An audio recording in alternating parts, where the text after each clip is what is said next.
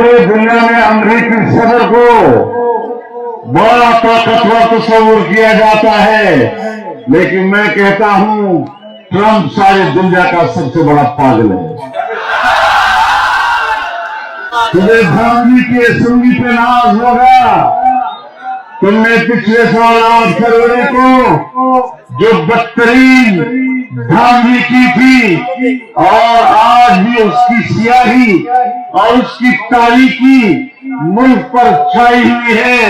انشاءاللہ تمہاری دھاندلیوں کی اس تاریکی میں، تمہارے دھاندلیوں کی پیداوار اس پارلیمنٹ میں جمعیت علماء کا یہ نور اور جمعیت علماء کا یہ روشنی چمکتی رہے گی اور قوم کی رہنمائی کرتے رہیں گے۔ پارلیمنٹ کیا ہے؟ میرا پارلیمنٹ یہ ہے تو میرے سامنے موجود ہے کا حد نظر انسانوں کا سمندر، اور انشاءاللہ یہ طاقت ہماری زندہ رہے گی، اور جب تک ہماری یہ طاقت زندہ ہے تمہارا باپ بھی نہ اسرائیل کو تسلیم کر سکتا ہے، تمہارا باپ بھی قادیانیت کو دوبارہ مسلمان نہیں بنا سکتا، تمہارا باپ بھی دینی مدارس کو ختم نہیں کر سکتا، تمہارا باپ بھی جمعیت علماء اسلام کی اہمیت کو کم نہیں کر سکتا۔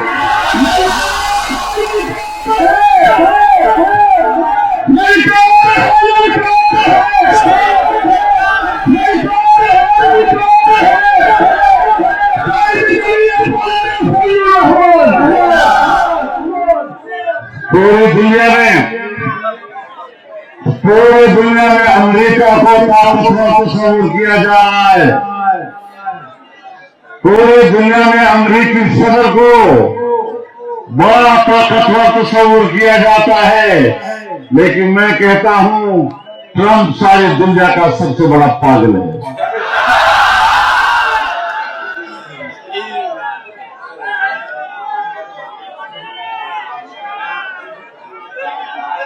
وہ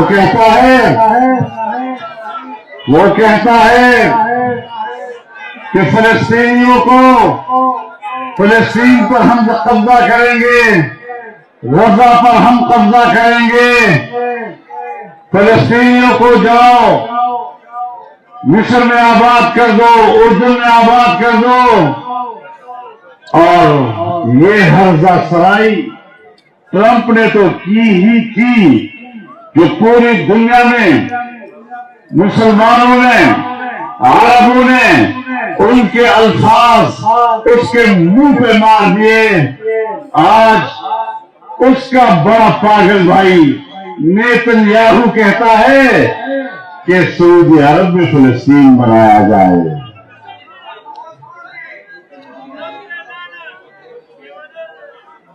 میں ان کو بتانا چاہتا ہوں، جنگوں میں قومیں ہجرت کرتی ہیں۔ افغانستان میں جنگ ہوئی، لوگوں نے ہجرت کی،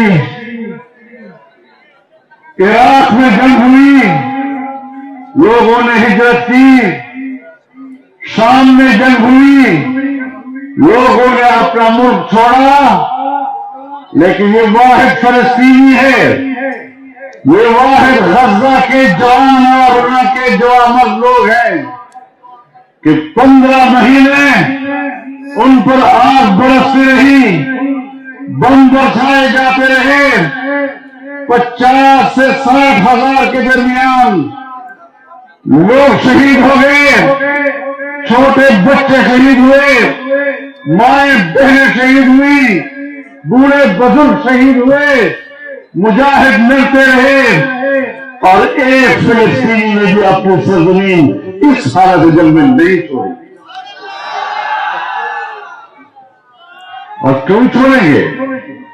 یہ ان کی سرزمین ہے، یہاں یہودی قابل ہے، یہاں صہیونی قابل ہے، اور جنگ عظیم اول کے بعد جب یورپ میں یہودیوں نے مار کھائی، دربدر ہوئے، تو اقوام متحدہ نے قرارداد کے ذریعے دنیا کو کہا کہ ان یہودیوں کو بسانا یہ بین الاقوامی ذمہ داری ہوگی۔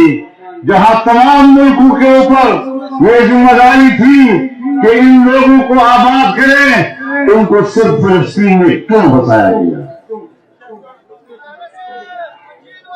اس میں کہا گیا، ان قراردادوں میں کہا گیا کہ کوئی جبری طور پر کسی کو نہیں بسایا جائے گا، کسی ملک پر کوئی مہاجر جبری مسلط نہیں کیا جائے گا، تو پھر فلسطین پر کیوں مسلط کیے گئے؟ اس قرارداد میں کہا گیا کہ فلسطین کی آبادی وہ ضرورت سے زیادہ بڑھ گئی ہے، اس کثیر الآباد ملک میں ان کو نہ بسایا جائے، پھر فلسطین میں کیوں بسایا گیا؟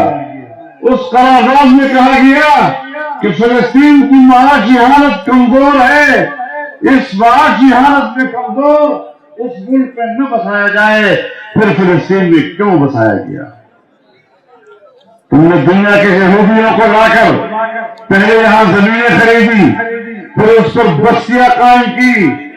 قرارداد پاکستان 1940 کہتا ہے کہ یہودی بستیاں ناجائز ہے، اور ہم اس کے مقابلے میں فلسطینی مسلمانوں کے شانہ بشانہ کھڑے۔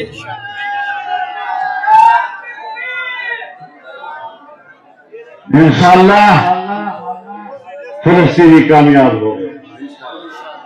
یہودیوں نے جنگ بندی کی درخواست کی، ایک طرف طرف جنگ بند کر دی، انہوں نے 1,500 سے زیادہ فلسطینیوں کو رہا کرنے پہ مجبور ہو گئے۔ یہ 15 مہینے کی بہت بڑی قربانی، لیکن آج تک پہلی مرتبہ اس وقت تک فلسطین کو اپنی شکست کا احساس ہوا ہے، اور فلسطینیوں کو اپنی آزادی کی طرف پیش رفت کا اعزاز ملا۔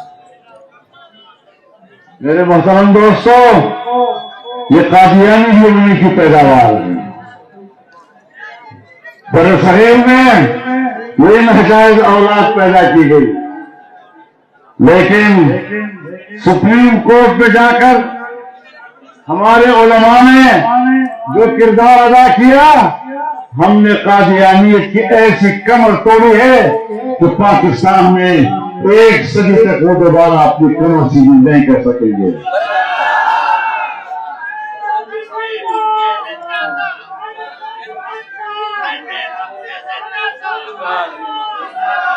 ہم نے وہ سارے ایجنڈے ناکام بنا دیے جس پر ہم احتجاج کرتے رہے، حکمرانوں سے احتجاج کرتے رہے۔ انشاءاللہ العظیم ایک مسلسل جدوجہد کے نتیجے میں اگر یہ ایجنڈے ناکام ہوئے ہیں تو آئندہ بھی کوئی ان کا ایجنڈا کامیاب نہیں ہو سکے گا۔ زیت میں رسول کو خدا کہو تو خود عہد عزم مضبوط ساتھ ہے۔